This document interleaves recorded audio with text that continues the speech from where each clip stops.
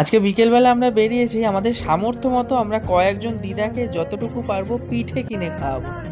চলে এসেছি আমরা মিষ্টির দোকানে, যেখানে আছে পাটিসাপটা আর এখানে আছে মালপো, দুটোই একদম পাটিসাপটা মালপো। হ্যাঁ দুটো, একটা পাটিসাপটা একটা মালপো, তিন জায়গায় হ্যাঁ।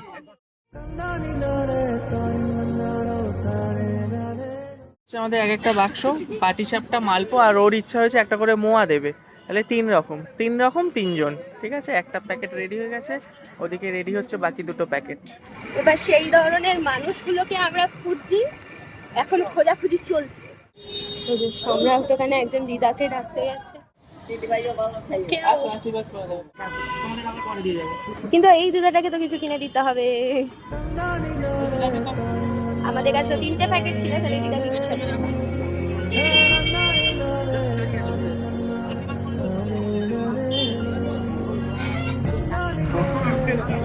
আবার আবার